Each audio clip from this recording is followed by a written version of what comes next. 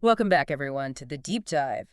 Today, we're gonna dive into something you might know as the royal disease.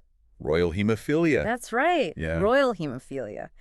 And we've got excerpts from royal hemophilia right here, ready to go. We're gonna unpack its fascinating story from its genetic roots, to its impact on history, hmm and even how its treatment has evolved over time. It's amazing how something like just like one single gene can have just a massive ripple effect, Right. shaping not just individual lives, but the course of empires. Exactly. Yeah. And that's what's so intriguing about this deep dive. But before we get ahead of ourselves, I think we need to start with the basics. What exactly is hemophilia? So hemophilia is a genetic disorder that prevents blood from clotting properly. Okay. It's basically missing or doesn't have enough of certain proteins called clotting factors. Okay. You can think of it like this. Okay. When you get a cut, these clotting factors, they act like a sort of internal bandage, helping your blood form a clot to stop the bleeding. But for someone with hemophilia, that process is either like really slow Right. or it just doesn't work as well, which can make even minor injuries pretty dangerous. Yeah, that makes sense. So it's not just like excessive bleeding, it's that the body's natural defense mechanism against bleeding is compromised. Exactly. Yeah. Okay, so that makes sense. And I've heard there are different types of hemophilia, right? Like Yeah. it's not all the same. So there are three main types. Okay. The most common is hemophilia A, Okay. which is caused by a deficiency in what we call clotting factor 8. Gotcha. Then there's hemophilia B, which results from a lack of clotting factor IX. Okay. And finally, much, much rarer Yeah. is hemophilia C, Okay. linked to a deficiency in clotting factor X. Okay, so different types, different clotting factors involved. Yeah. Now let's get to the royal part of this deep dive. Why is hemophilia so closely associated with European royalty? That's where Queen Victoria comes in. Ah, She was what we call a carrier of the gene for hemophilia, okay. meaning she didn't have the condition herself, Right. but she could pass it on to her children. Oh, wow. Okay, so she's like kind of the unsuspecting starting point of this whole like royal hemophilia saga. Exactly. And what makes it even more interesting is that geneticists believe this was a spontaneous mutation in Queen Victoria. Really? Yeah. None of her ancestors had hemophilia. Huh. It really makes you wonder, like how these random genetic hiccups, Yeah. they can have such far-reaching consequences. Wow, a real genetic mystery. Yeah. And so how did this gene like make its way from Queen Victoria to other royal families? Well, think about it. Okay. Back in Queen Victoria's time, royal marriages were all about politics. Right. It was a way to forge alliances and secure power. Mm-hmm. But in doing so, they also inadvertently spread certain genetic conditions like hemophilia. Oh, so a marriage meant to like strengthen a kingdom could also unknowingly spread a potentially life-threatening disorder. Talk about unintended consequences. For sure. And even within Queen Victoria's own family, the impact was pretty significant. Her son, Prince Leopold, actually had hemophilia Wow. and died at just 30 years old from complications after a fall. Oh, wow. Then you've got Princess Alice, one of Victoria's daughters. She was a carrier. Okay. And sadly, her son Friedrich died from hemophilia at the age of 2. Wow. Another son, Ernst Ludwig, also lives with the condition. Mm-hmm. And yet another daughter, Prince Beatrice, was a carrier who passed the gene on to her son, Prince Leopold of Battenberg. It's like really tragic when you think about the toll it took on these families. Yeah. And the fact that it went beyond her immediate family is pretty mind-blowing. Oh, absolutely. Through Victoria's descendants, hemophilia spread to the royal families of Spain, Russia, and Germany. Wow. It really paints a picture of how interconnected these families were Yeah. and how this one gene just spread throughout Europe. Like a genetic web. Yeah. Linking these royal families together through both power Yeah. and, unfortunately, this bleeding disorder, it really underscores how personal medical issues can have vast political consequences. Exactly. Uh, Imagine the weight of knowing that a marriage could not only impact alliances, yeah. but also potentially introduce this disorder into another royal line. Yeah, That's a lot of pressure. absolutely. And it makes you wonder how those royals living with hemophilia actually coped with their condition. Yeah. Especially, like, back then, what were their lives actually like? Yeah. Well, picture this. You're living in the 19th or early 20th century, Okay. and any small injury could be life-threatening. Oh, wow. Right. Back then, treatments were extremely limited. Doctors would try things like rest and compression for joint bleeds, but that only provided temporary relief. Yeah. And then there were even practices like bloodletting, which Hmm. we now know were not only ineffective, but actually made things worse. Yeah. Can you imagine? It's scary to think how even a simple scrape could have had devastating consequences. Yeah. And for royalty, who were supposed to embody strength and vitality, I imagine having hemophilia brought an extra layer of pressure. Yeah, you're absolutely right. Revealing a condition like hemophilia was often seen as a sign of weakness. So many families tried to keep it secret, leading to like a lot of hidden suffering and isolation for those affected. So, on top of the physical challenges, they had to deal with this cloak of secrecy. Right. Are there any specific examples of like how this played out within royal families? Oh, yeah. One of the most dramatic examples is the story of the Romanovs in Russia. Okay. Tsarevich Alexei, the only son of Tsar Nicholas II, inherited hemophilia from his mother, Empress Alexandra, who, you guessed it, was a descendant of Queen Victoria. Wait, so Alexei's hemophilia can be traced all the way back to Queen Victoria? Hmm. Wow, that puts the whole royal disease concept into a whole new perspective. It's like a chain reaction across generations. Exactly. Wow. And Alexei's case was particularly severe. He was prone to, like, incredibly painful bleeding episodes. And every little bump or bruise was a cause for, like, major concern. You can imagine the constant fear and anxiety that gripped the Romanov family. I can't even imagine. And this is where, if I remember correctly, the infamous Grigory Rasputin enters the picture. You got it. Okay, now this is where it gets really interesting. Rasputin, the Siberian mystic, Yeah. he somehow gained immense influence over the Romanov family, particularly Empress Alexandra, because he seemed to be able to ease Alexei's suffering. Right. Okay, so Rasputin is such a controversial figure. What was his actual role in all of this? Well, whether it was through prayer, psychological influence, or something else entirely, Right. Rasputin's presence seemed to coincide with improvements in Alexei's condition. Huh. Now, the exact nature of his quote-unquote powers is still debated. Right. But what is certain is that Alexandra, desperate to save her son, became utterly convinced that Rasputin was a miracle worker. And that belief gave him incredible power within the Romanov court. And that probably didn't sit well with, like, everyone else, That's right? right. Especially in a court already rife with political intrigue. You're catching on. The Russian nobility saw Rasputin as, like, a charlatan, taking advantage of the Tsar and Tsarina. While the public blamed him for, like, all sorts of political missteps, Yeah. his association with the Romanovs seriously tarnished their reputation and fueled, like, public distrust, especially in the years leading up to the Russian Revolution. So Alexei's hemophilia, along with Rasputin's controversial influence, added fuel to the fire that ultimately brought down the Romanov dynasty. Yeah, that's a key takeaway here. Yeah. While hemophilia didn't directly cause the revolution, Right. it definitely played a significant role in the complex web of factors that led to the Romanovs' downfall. Right. You have to imagine how this looked to the Russian people. Yeah. Their young heir, constantly on the brink of death, Right. and the royal family seemingly under the spell of this Rasputin character. Right. It's no wonder trust in the Romanovs was crumbling. It's a stark reminder of how a seemingly personal medical condition can have massive political and historical consequences. Absolutely. And Alexei's story really highlights a broader trend. Yeah. The presence of hemophilia in royal families often had far-reaching political implications. It could affect diplomatic relations, public perception of rulers, Yeah. and even contribute to the destabilization of entire dynasties. Wow. But before we delve further into those political ramifications, Okay. let's shift gears a bit Okay. and talk about how this condition was actually treated back then. Yeah, sounds good to me.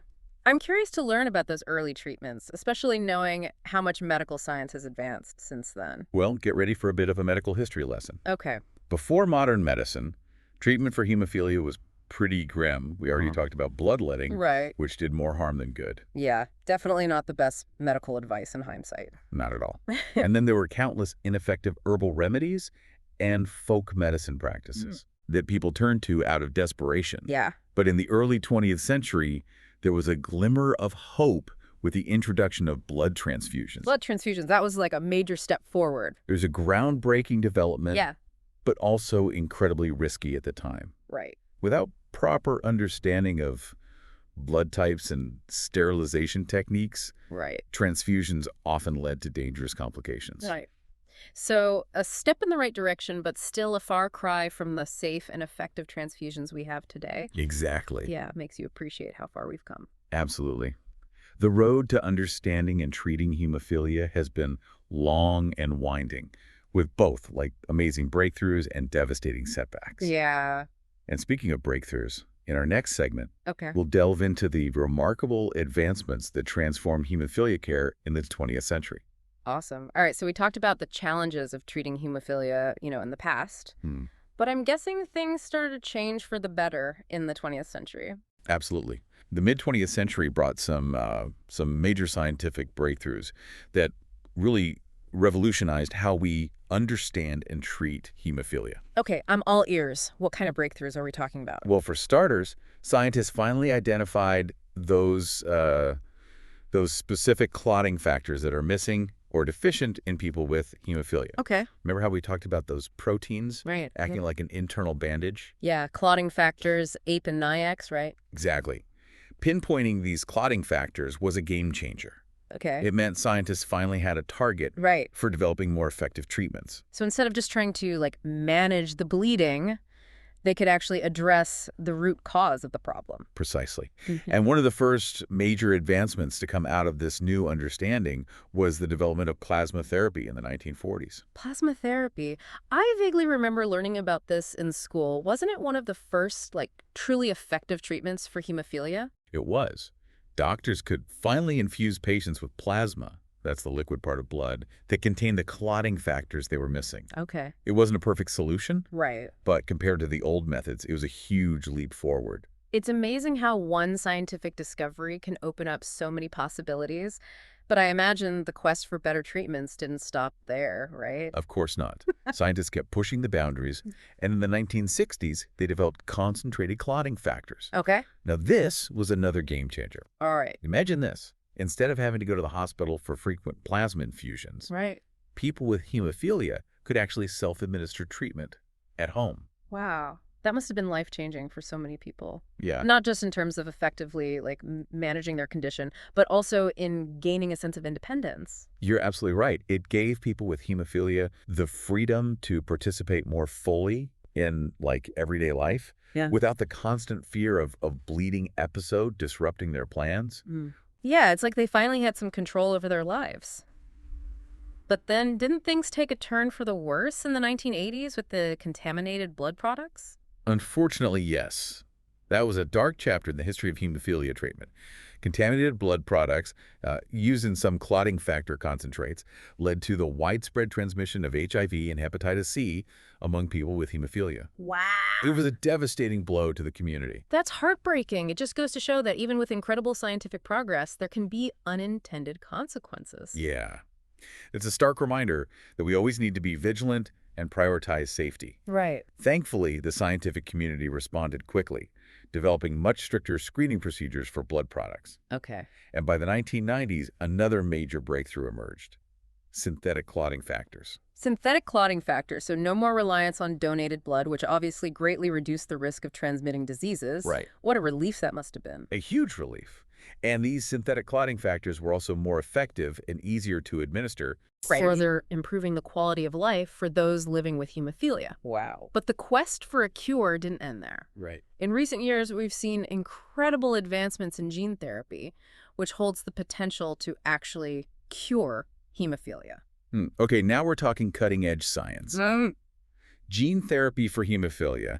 Is this science fiction or is this really happening? It's really happening. While it's still in the early stages of research and development, gene therapy trials have shown some remarkable results. Essentially, scientists are working on ways to deliver functional copies of those missing or defective genes, the ones responsible for producing clotting factors, Right. directly into a patient's cells.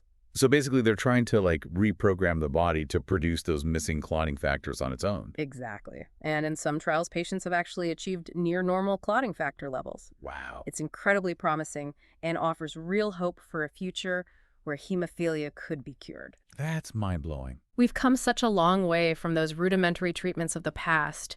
It's truly a testament to the power of scientific innovation. But as we've touched on before, this story isn't just about royals, is it? Definitely not. While the term royal hemophilia highlights its impact on European monarchies, it's important to remember that hemophilia affects people from all walks of life. Right. In fact, hundreds of thousands of people worldwide are living with this condition today. And I imagine access to these incredible treatments we've been discussing varies widely depending on where you live. You're right. While people in developed countries have greatly benefited from these advancements, access to treatment remains a significant challenge in many developing nations. Right? Things like limited resources, lack of healthcare infrastructure, Right. and even cultural stigma surrounding genetic disorders can create huge barriers to care. So even with all this amazing progress, there's still a lot of work to be done to ensure that everyone with hemophilia has a chance at a healthy life, Yeah, no matter where they live. absolutely. And this brings up a really important point. Yeah. We've been talking about all these advancements, but Yeah. for many people around the world, even basic treatment for hemophilia Yeah. is out of reach. Yeah. It makes you think, Right. right? Yeah. Where you're born shouldn't determine whether you get the care you need. It's a sobering reminder of the health inequities that exist in our world. Yep. But thankfully, there are organizations working tirelessly to address these issues, right? Yes, there are. Patient advocacy groups like the World Federation of Hemophilia and the National Hemophilia Foundation are doing amazing work. Hmm. They're raising awareness about hemophilia, advocating for equitable access to treatment, and fostering global collaboration in research and care. Okay. They're really trying to level the playing field and ensure that everyone with hemophilia has the opportunity to live a full and healthy life. That's really inspiring. It's a reminder that even in the face of global challenges, there are people dedicated to making a positive difference.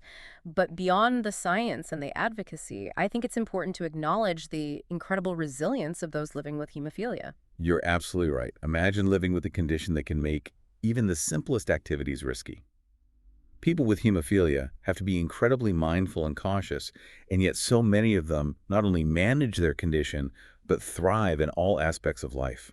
Yeah, I've heard incredible stories of athletes with hemophilia Yeah. competing at the highest levels and, artists, entrepreneurs, and activists achieving amazing things. It's truly inspiring. It really is. Their stories remind us that a diagnosis, no matter how challenging, doesn't have to define a person's life. Right. It's about focusing on possibilities, not limitations, Hmm. and celebrating the strength and resilience of the human spirit. Well said. This deep dive has been incredibly eye-opening, and I think we've covered a lot of ground, from the genetic origins of hemophilia to its impact on history and the incredible journey of treatment advancements. We've seen how a single gene can weave its way through generations, shaping not just individual lives, but the course of nations. And we've explored how scientific curiosity and determination have led to treatments that would have seemed like miracles just a century ago. It's a story that reminds us of the power of human ingenuity, both in terms of scientific advancement and in terms of advocating for those who are often overlooked or marginalized. Absolutely. And as we transition to our final segment, I think it's worth pondering the enduring legacy of royal hemophilia. What can we learn from this fascinating and often tragic chapter in history? What insights can we carry with us as we move forward? That's a great question. Yeah. Feels like there are so many layers to this story, from the personal struggles of those living with hemophilia to Right. the broader historical and societal implications. Where do we even begin to unpack its legacy? Well, I think one of the most important takeaways is the need for transparency Hmm. when it comes to genetic conditions. Yeah. Remember how we talked about the secrecy surrounding hemophilia in royal families? Right. That secrecy only created more suffering and delayed progress in treatment and understanding. It's a reminder that open and honest conversations about health, Yeah. even within families, are so important. Yeah. Sweeping things under the rug just doesn't help anyone. Exactly. And think about the incredible advancements in hemophilia treatment that we've discussed, Right. from those early rudimentary interventions to the potential of gene therapy. It's clear that continued investment in medical research is absolutely crucial. Mm-hmm. Who knows what other breakthroughs are on the horizon if we keep pushing the boundaries of scientific knowledge. It's exciting to imagine what the future holds. But as we celebrate these advancements, it's also important to remember that access to these treatments is still a major issue for many people around the world. You're absolutely right. The disparities in access to care for hemophilia really highlight the urgent need for global health equity. Yeah. Everyone deserves access to quality health care, Right. regardless of where they live or their economic circumstances, and that requires a global commitment to collaboration, Hmm. resource sharing, and a fundamental belief in the inherent value of every human life. It's a powerful reminder that we're all connected and that our individual well-being is intertwined with the well-being of others around the world. Exactly. And it's not just about providing access to medication or treatment. It's about creating a supportive and inclusive environment where people with hemophilia feel empowered to live their lives to the fullest. I think that's a perfect note to end on. This deep dive into royal hemophilia has been incredibly insightful, and I think we've learned so much, not just about the condition itself, but about its impact on history, the evolution of treatment, Right. and the ongoing need for greater awareness and understanding. I agree. It's been a fascinating journey, and I hope it sparked some curiosity in you too. Oh, it definitely has. Knowing how hemophilia has shaped history, I can't help but wonder what other seemingly personal medical conditions might have played a hidden role in shaping global events. It's like a whole new way of looking at history. That's a great question to ponder. Yeah. It really encourages us to think about the often invisible forces that shape the world around us. Yeah. And who knows, maybe it'll inspire you to do a little digging of your own. Well, on that note, I think it's time for us to surface from this deep dive. Yeah. Thanks for joining us today as we explored the intricate world of royal hemophilia. Absolutely. It's been a fascinating journey. It has. We hope you'll join us again for another deep dive into the world of knowledge and discovery. Yes. Until then, keep those brains buzzing, and remember there's always something new to learn.